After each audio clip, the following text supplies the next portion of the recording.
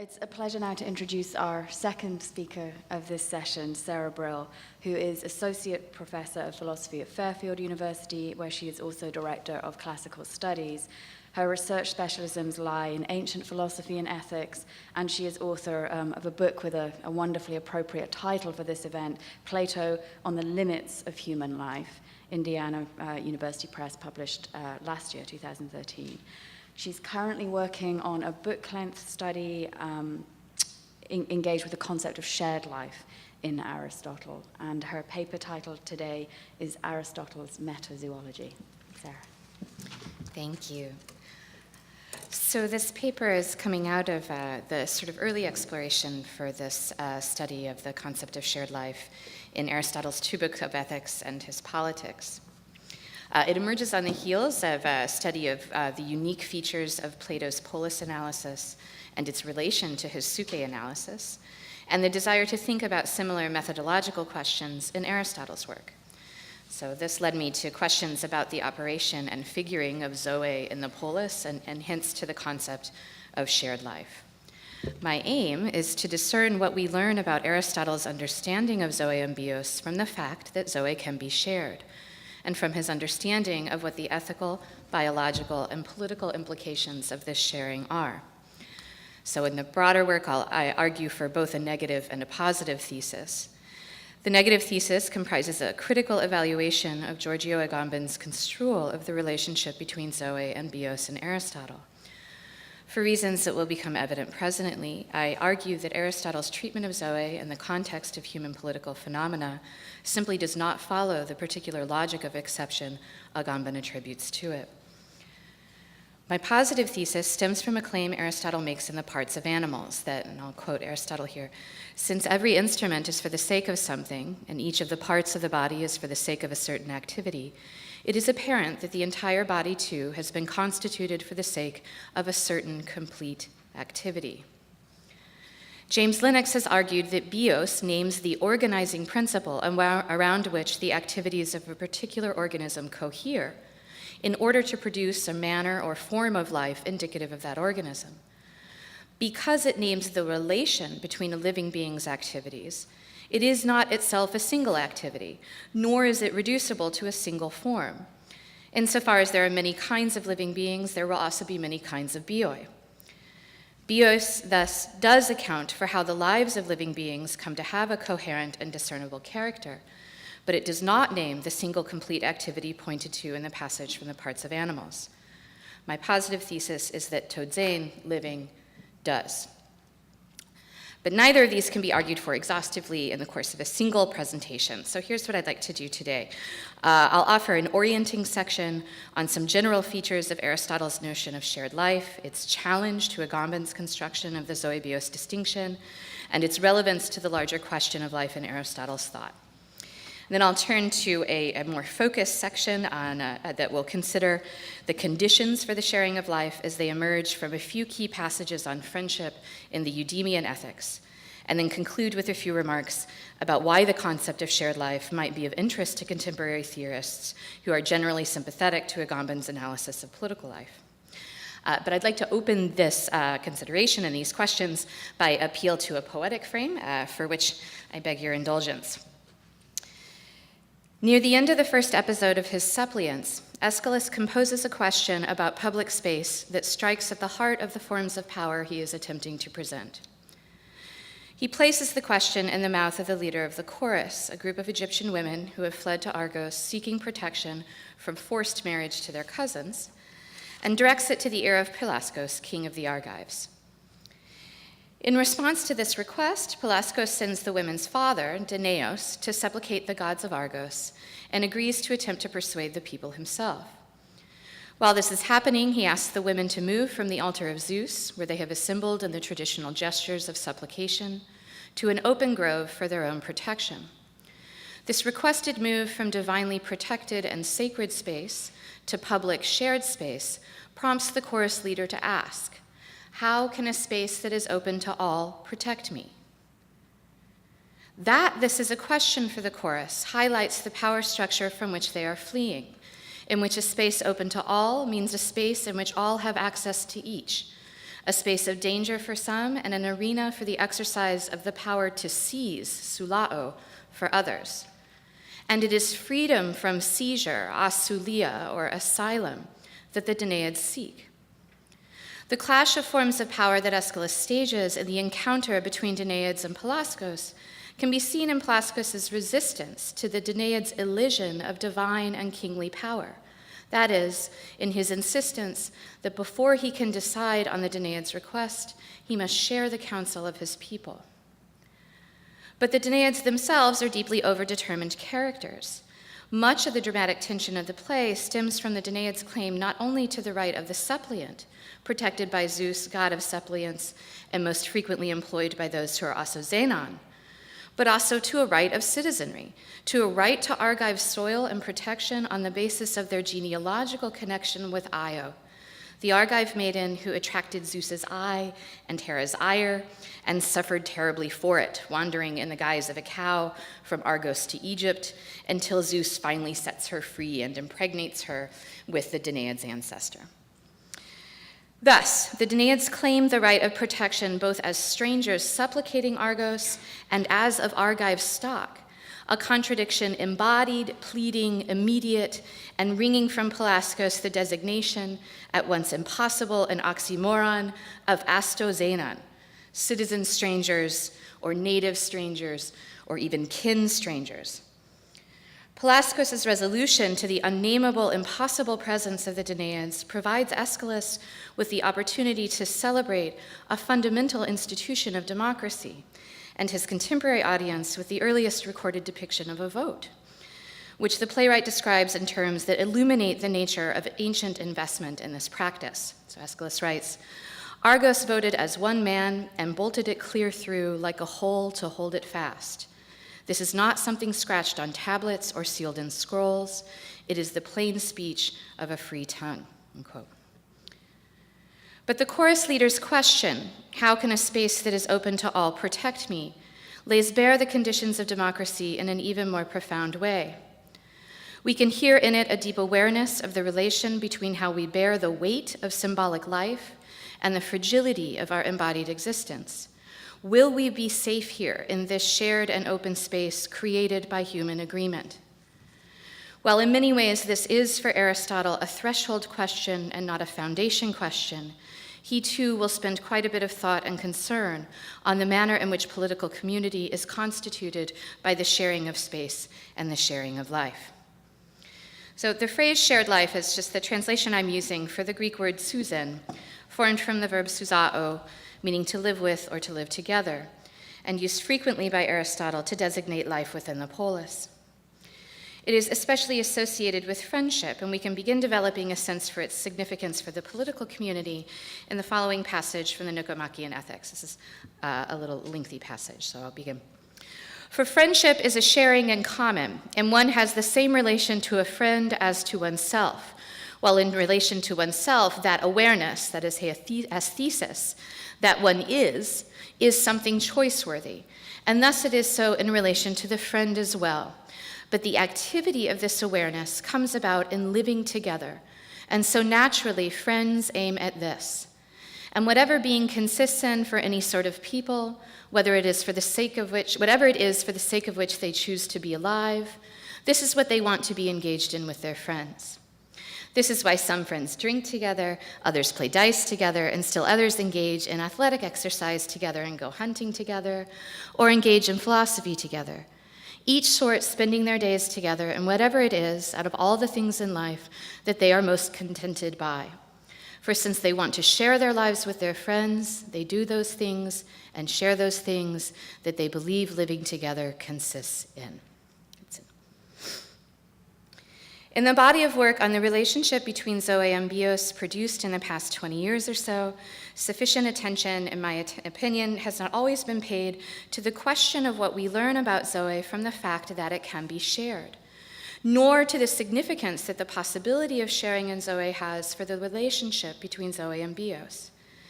This is especially the case in contemporary assessments of the relationship between Zoe and political life in Aristotle's thought, arising from Agamben's construction of the Zoe-Bios distinction. The concept of shared life permeates Aristotle's conception of human political life in such a way as to inscribe Zoe in the most fundamental of political phenomena, as well as in the proto-political phenomena of family and village life. And it does so in such a manner as to render inadequate an association between bios and symbolic, discursive, meaningful life as distinct from Zoe. We cannot so simply align bios with the discursive and symbolic, with the, and these are Agamben's adjectives, the articulate and political, against the purported material, inarticulate, mute, private character of Zoe. In the Parva Naturalia, for instance, it is bios that is short and long, while it is Zoe that is investigated in the context of the more symbolically laden terms for maturation, that is youth and old age. Nor are we given license to restrict bios to human political life, or even to political life as such. Not only will Aristotle attribute a bios to other non-human political animals, he also attributes bioi to all mortal animals, determined most often on the basis of what each kind takes as its sustenance, its trophy, and even attributes a bios to the polis itself. More broadly, the divisions between mere life and meaning, or between bare life and political life, or between biological life and discursive life, are in many ways alien to much of ancient Greek philosophy and literature, in which we frequently find instead insistence that life grants meaning. The family of words to which Zoe belongs asserts a remarkable and I think decisive connection between vitality and vividness, made perhaps most obvious in the relation between zoon and zographia, and the connection they assert between living and signifying, between life and image. Living beings are taken to be especially illuminating. They bring to light, they make manifest and apparent.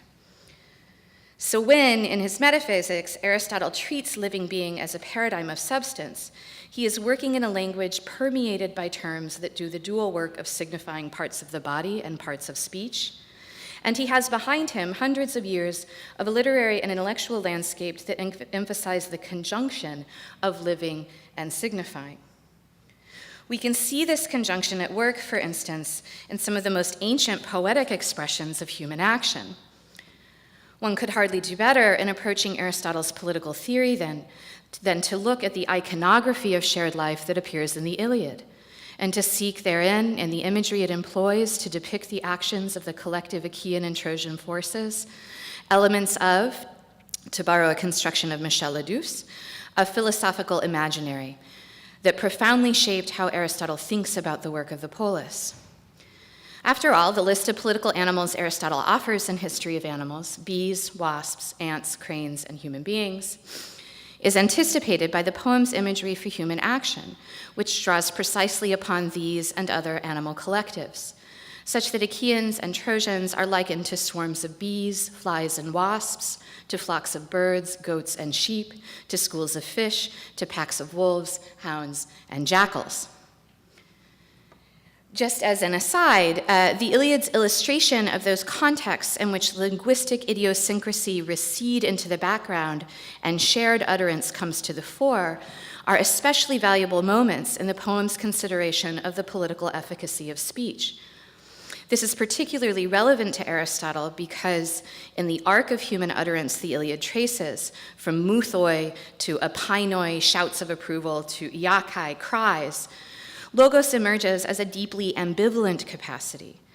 While Homer will juxtapose the clamor of gathered Trojan forces likened to the sound of cranes with the silence of the Achaean host, a silence granted, perhaps ironically, by their possession of a single tongue, the difference between the two armies vis-a-vis linguistic homogeneity becomes less and less important as battle intensifies, and the silence of the Achaeans, as well as the noise of the Trojans, devolves into the cries of battle.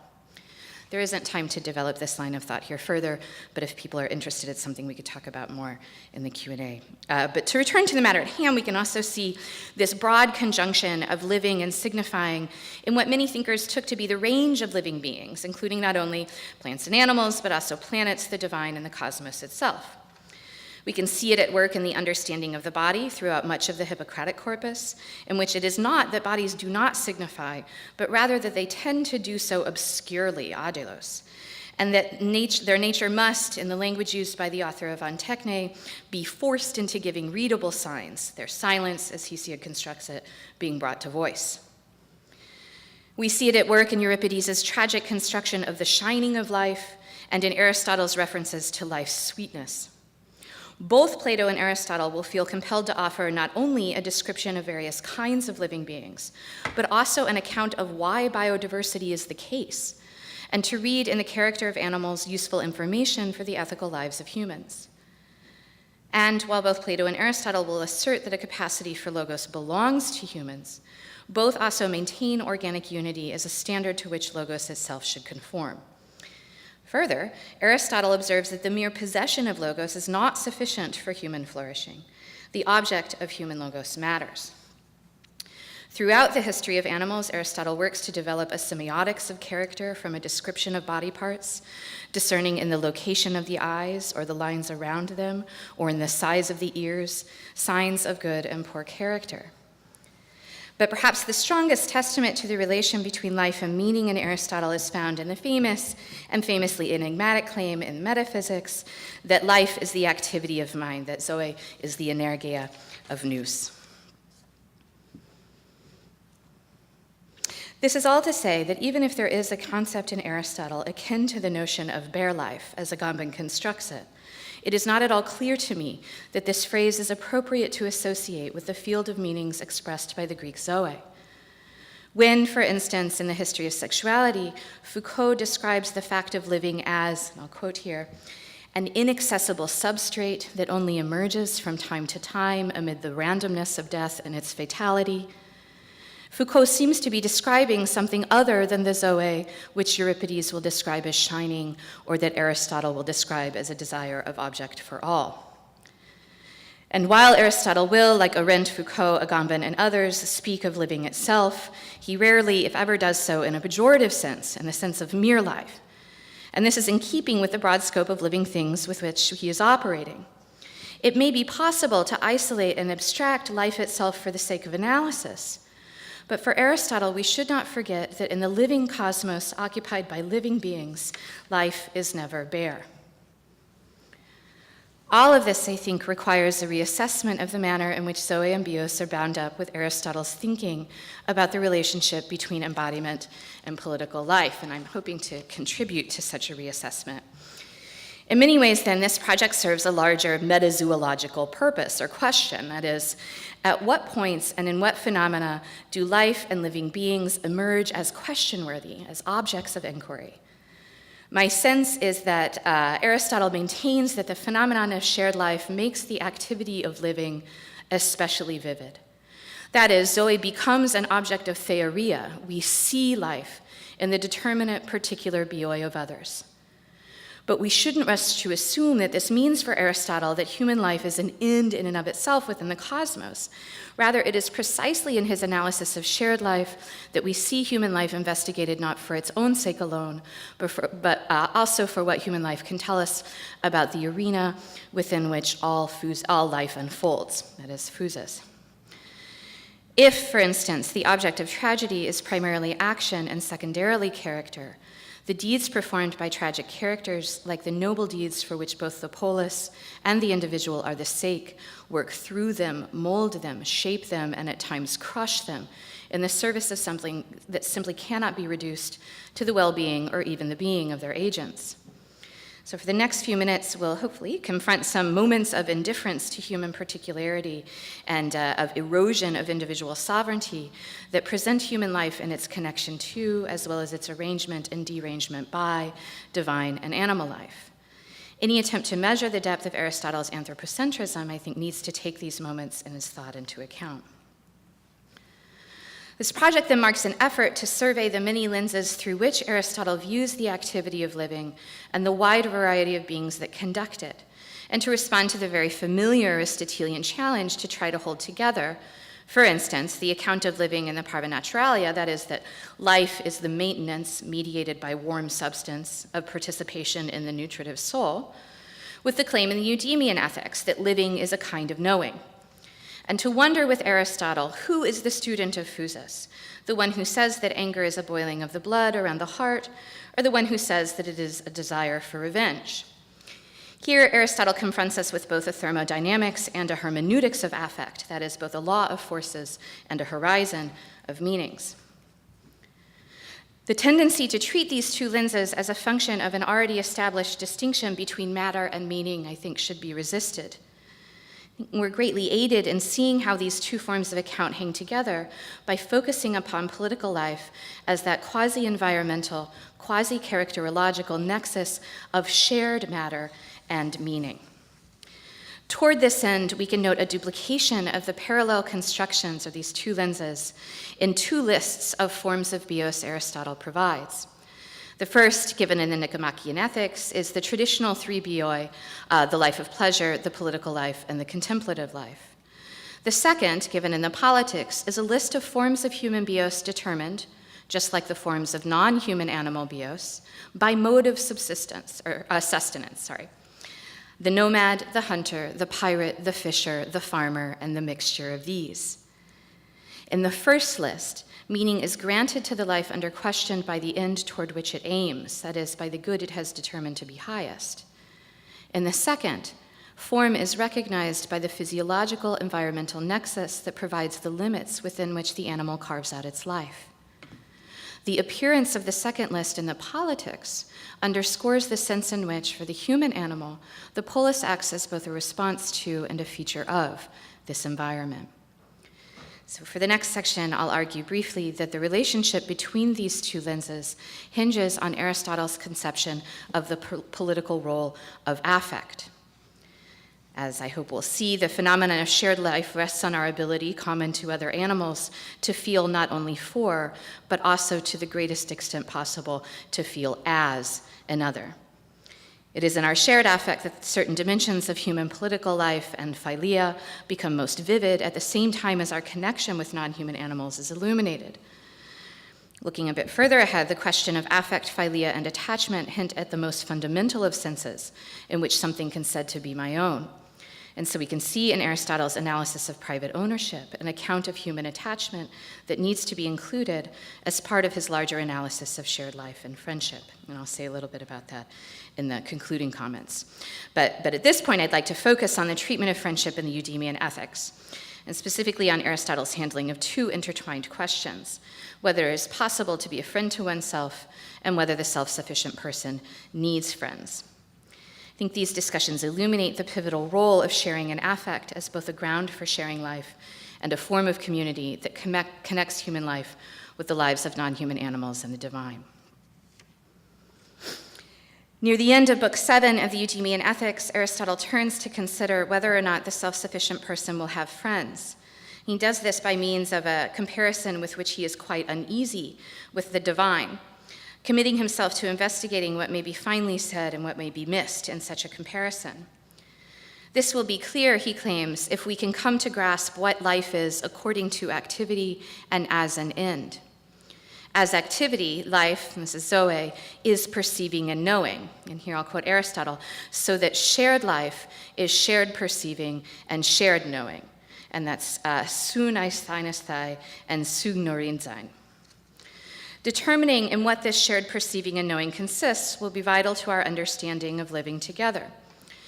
Are we to take this to mean that shared life consists of perceiving the same things, or of perceiving as another perceives, or of perceiving myself in another's perceiving?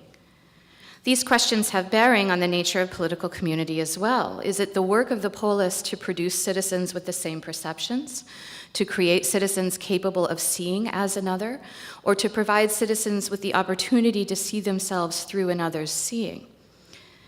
Scholars are right to draw attention to the connection between Aristotle's line of inquiry here and Plato's Alcibiades, but I think we also need to see this passage as an engagement with Plato's emphasis on unity in the community of pleasure and pain in Republic 5, for instance, or in the degree of intimacy between law and citizen asserted in the law's poetics of citizenship.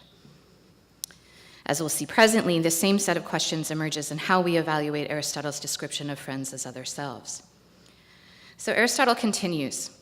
For each person, the most choice-worthy thing is to auto aesthanathai and to auto noridzein. And that is why everyone has an innate desire to be alive, for we should specify that living is a kind of knowing. I follow Arya Kosman's argument that given the context, that is, given the subsequent discussion in which Aristotle rejects the viability of an approach to knowledge in which one would be indifferent to whether the knowledge was one's own, and rejects it on the grounds that this would be akin to being indifferent as to whether or not the life being lived was one's own, the Greek phrases should specify the subject of the perceiving, not the object. And so accept his suggested emendation to the Greek to auton aesthanathai and to auton noridzein. That is, it is not perceiving itself or perceiving oneself that is at stake, but that the perceiving is one's own.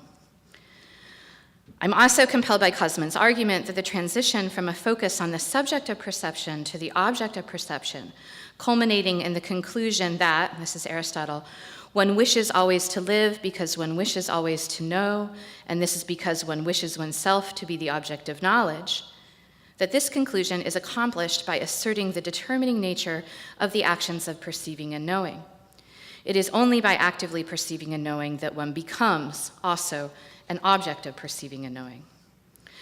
Thus, argues Aristotle, while it may seem silly to choose to live with others, nevertheless, human pleasure in good things is increased by the company of friends, in part because, and this is Aristotle again, perceiving a friend is necessarily a matter of perceiving oneself in a way, and knowing oneself in a way. Aristotle continues, if one contemplates as oneself living well and one's friends also doing likewise, and being active in the shared life, then it is a sharing of the elements of the goal in the highest degree. One long-standing interpretation of Aristotle's argument for the worth of friends to the self-sufficient person, an interpretation that stems from the claim that Aristotle places self-awareness and self-knowledge as the salubrious result of having friends, views the presence of other selves as providing the spectacle in which one can encounter the kinds of things one oneself would see and do, and thus enables one to make an object of oneself, viewing the friend as another self. However, as a number of scholars have pointed out, this instrumentalizes the friend in a manner that does not seem to do justice to Aristotle's insistence that one care for the friend's sake and not one's own. And further, in my opinion, doesn't take sufficiently into account the shared quality of the perception, thought, and life under question. In other words, the tendency to read shared perception as apperception and shared thought as self-awareness does not get at the sense of the soon constructions in this argument. The friend is not another self insofar as she has the same perceptions, thoughts, actions, and life as I do. Rather, friendship involves the sharing of what I and another I have seen and thought. Or, as Kosman puts it, I'm quoting now, being conscious together does not indicate being conscious, as it were, side by side, but forming together a partnership of consciousness, a community characterized by the common perception that is sunaesthesis. This sharing does more than simply affirm for me that I perceive and think, but also alters what I perceive and think. And it is this alteration that is missed by the proponents of the self-knowledge reading of this argument, as Mary McCabe suggests by means of a pair of very provocative questions. This is McCabe. Why should we not be able to think of a rich perceptual life together, just as we might have a rich shared intellectual life? Is it the mischief of skeptical arguments that prevent us from seeing Aristotle's point in Eudemian ethics, that we can have a genuinely shared life of the eye and the ear? End quote. This is not to say that what I see and what another sees will necessarily be radically different, but rather that an emphasis on the sharing of experiences is an emphasis on the friend as an other self. Kosman and Catherine Osborne characterize this sharing differently. Kosman places emphasis on shared action, while Osborne focuses on shared observation. But both argue that Aristotle's text calls for a more robust sense of sharing than the self-knowledge interpretation puts forth, and with this I am in agreement. They both also call attention to the way in which this sharing troubles any sense in which there is a self for Aristotle, prior to the determinate and determining action of perceiving and thinking. For both, the sharing of perception, thought, and life, and this is their language, expands the self, enlarges the self, augments the self, enhances the self. At the same time, Cosman's and Osborne's insistence on the having of friends for the sake of the maintenance and integrity of a discrete and individual self opens them both to Jennifer Whiting's criticism that their readings still fail to take into account the value of the friend for him or herself, and not simply for the expansion, enlargement, augmentation, and enhancement of myself. This is perhaps most apropos of Cosman, for whom the stakes of his analysis of friendship and the Eudemian ethics include the question of whether we can say that the subject appears in ancient philosophy at all. Thus, while he will provocatively assert that his analysis of subjectivity in Aristotle, this is Cosman, may require us to abandon myths of the radical privacy and interiority of subjective consciousness, and require that we come to see consciousness more on the model of collective psychic phenomena such as language, he nevertheless concludes that, this is quoting again, the self is not abrogated in social life, but amplified. I would like to inject a more explicitly political reading into this debate and wonder in what sense one could come to consider selfhood as one's own at all. The question that remains in Cosman's otherwise quite persuasive reading is less whether there is an individual self than to whom this self belongs, over what is selfhood or subjectivity authoritative. And these questions open up several others. Is the activity that is happiness or living well attributable to a self that can be said to be mine? Or rather, can it only come to be within the shared space of political life performed in the city? And even if it does somehow belong to me, does my happiness adhere to the person or the name or the actions themselves? Put another way, are the noble deeds for which shared life is the sake the property of an individual or a collective agent? Are they what is worked or what is working through a doer? These questions, I think, are native to Aristotle's argument and made pressing by it if one attends not only to the possibility of shared perception, knowing, and action, but also of shared affect. Put yet another way, the rendering of shared perception as shared consciousness or even shared awareness risks evacuating from the phenomena Aristotle is describing the embodied corporeal dimensions of perception that make the idea of shared perception particularly provocative. It is this provocation that Plato opens up and to which Aristotle is responding, if not directly, then in spirit, when outlining what is required to bring about the unity that his Socrates suggests as the source of a city's well-being, namely the radical refiguring of citizens' erotic life in the community of pleasure and pain, and the creation of a total cultural environment, that is, the supervision of poets and all craftspeople. Indeed, in the Republic and the Laws, we see the lengths Plato will go to produce a shared life of eye and ear. Is Aristotle similarly inclined? The only way to answer this question, I think, is to take a fuller measure of the possibility and implications of sharing and affect than do Cosman, Osborne, and Whiting. In the course of discussing whether and in what sense one can be said to be a friend to oneself, Aristotle observes that one's relation to oneself provides the basis by means of which a number of distinctions are commonly drawn between ways of being a friend. It is commonly held, for instance, that a friend wishes good things for her friend, not for one's own sake, but for the sake of the friend.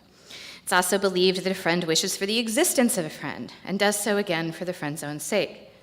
Another commonly held opinion is that the friend is the person with whom one chooses to live just for the sake of their company. After noting that these differing conceptions of friendship can be the source of conflict between people, Aristotle continues by observing an important sign of friendship. And this is Aristotle. We will register it as a mark of affection that someone shares in the suffering of another, not for the same reason, like slaves with regard to their masters who act cruelly when in pain, but for their sake, like mothers and their children and the birds who share others' sorrow. A friend is especially eager not just to share in his friend's pain, but to share the very same pain as well, if possible, or if not, to get very close to it. The same thing applies to being pleased.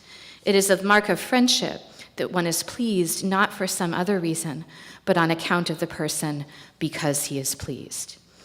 In the Nicomachean Ethics, this notion of sharing in pleasure and pain is extended also to sharing in joy and grief, using soon constructions, so soon kairein and soon algein, soon edisthai and soon ekthesai. While in the Eudemian Ethics, Aristotle will suggest that this sharing in pleasure and pain is especially the mark of friendships of pleasure, he nevertheless includes sharing in passion as a greater good to which the best friendships might aspire, and as Whiting has pointed out, insists on the pleasurable aspects of shared life amongst the most virtuous. And so it would seem that Aristotle is willing to broach with respect to the passions what he is not willing to broach with respect to knowledge or life, namely that one can come to desire to so feel as another that one's own feelings become indistinguishable from another's. Unlike perception and knowledge, in which what one wants is one's own perception and one's own knowledge, one may come to desire to take on the affect of another. And I just wonder if this intimacy of feeling can also be extended to, or maybe perhaps be found to be latent in, the intimacy of perception.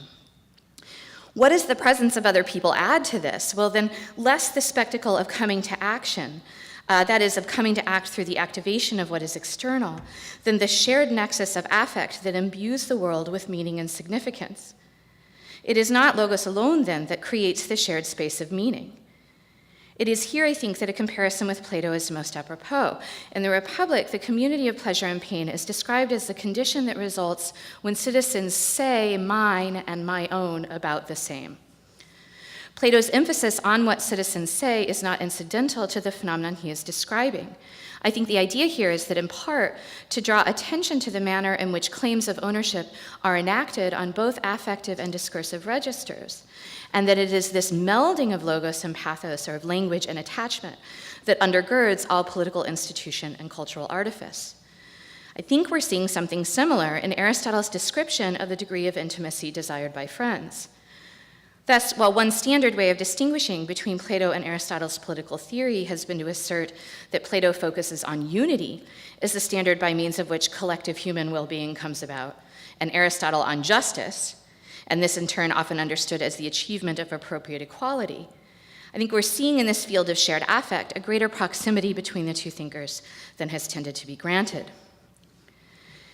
At the same time, Aristotle is careful to mark the limit of our capacity for shared affect. In fact, it is precisely this limit that provides the criterion for determining how large one's community of friends can and should be.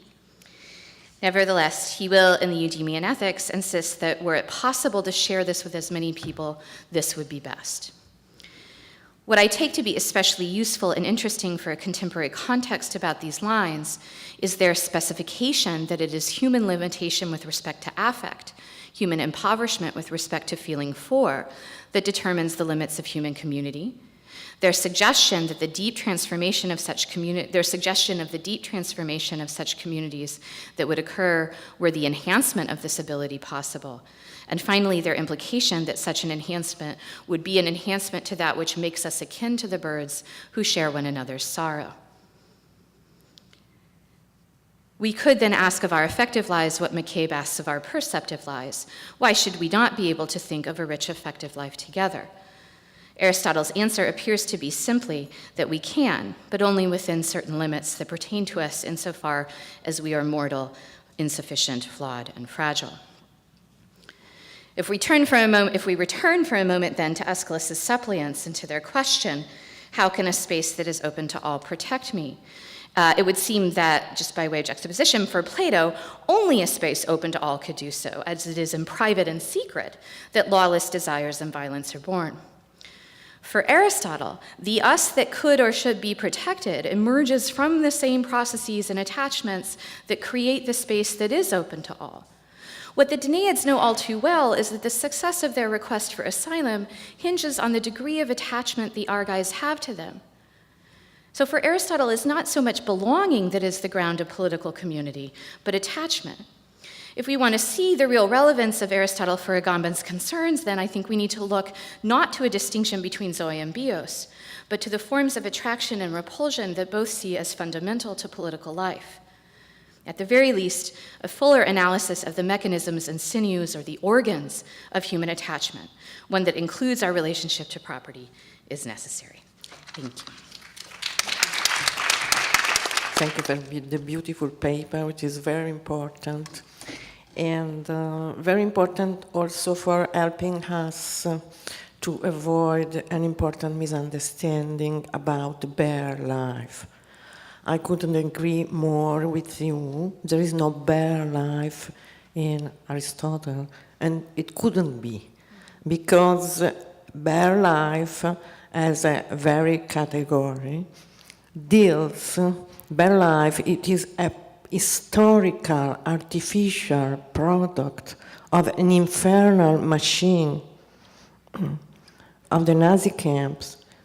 This is bare life. So there is no bare life in other environment and in other ages of the history of philosophy. So sometimes there is this accusation of novelizing the Shoah. I think that we as philosophers have to be very aware of not normalizing the Shoah, because to use, as many scholars do, to use the category of bare life in order to interpret Plato, Aristotle, or Kant, or I don't know, you know, I think it is morally offensive. We have to remember continuously that bare life is an artificial, terrible product. It is not given in nature. And in my paper, I will mention it, not bare life, because I never mention bare life. I will mention this methodological problem. Because in the Shoah machine produced the posthuman. This is the posthuman. But I agree with your organization of the distinction, Zoe, Bios. You were perfect. Thank you very much.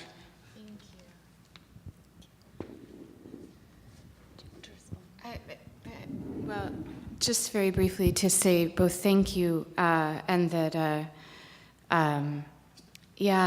one gets the sense with Agamben's treatment of bare life that it is a kind of carefully and terrifyingly scripted political fiction, and that just can't simply be said of Zoe in Aristotle. So thank you. Yeah.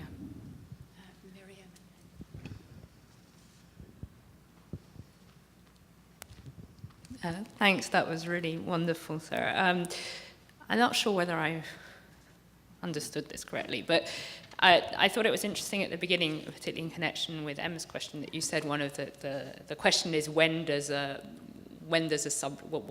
life become intelligible? When does it become something subject to analysis, and so on and so forth? And in that connection, I found the move to friendship interesting in terms of thinking about why does friendship become the intelligible notion of living together? What the potential, what modeling a conception of life in which friendship is. I mean, you brought that through very nicely through the question of affect, but in the context of Aristotle, the potential of the limiting aspects of friendship for thinking about what a life lived in common might mean is something I was thinking about. Yeah, thank you, Miriam. Yeah, I mean, so if we look at the variety of forms of this construction of the idea of the friend as an other self in Aristotle, so we have a couple of places where Aristotle talks about other selves. Friendship is one of them, but also in the paradigm of family life, that is the relationship between parents and children. And I think there is this very interesting and potentially problematic similarity between Aristotle's treatment of family life and his treatment of friendship on the question of attachment. So we see, in both Eudemian ethics and Nicomachean ethics, this explanation that parents are the active agent of love with respect to their children because they see their children as a part of themselves, and the children can't reciprocate that love because they don't see themselves as a part of something else, at least not for a while.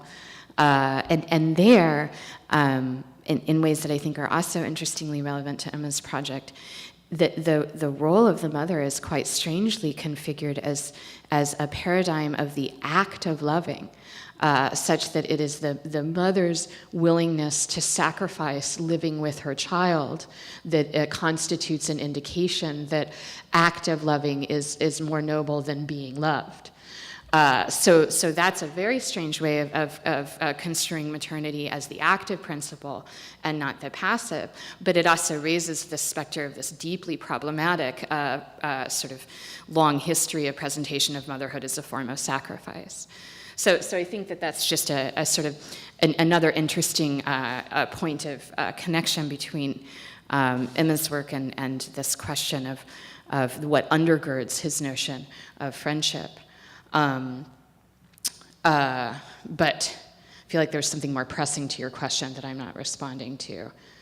Okay, so the question is then, are there models either other than that of friendship, or is Aristotle potentially refiguring friendship beyond a kind of hierarchical or sort of a gender-laden conception? And I think that claim in this statement about shared affect that I cited about it being akin to the birds sharing one another's sorrow and song, I think is really significant observation. That there is this sense that shared affect is a sort of subterranean well of a river of attachment that the capacity for which must be the case to form not just friendship in the sort of paradigmatic sense, but any political community, right? If the community is sharing in common, then the things that Aristotle says about shared life pertain not only to friendship, but to the polis as such. But I think you're right, Miriam, that I could do a better job of drawing out that dual resonance of shared life, both as it extends specifically to friendship and as it's germane to politics as such. So I take that, it's very helpful. Thank you.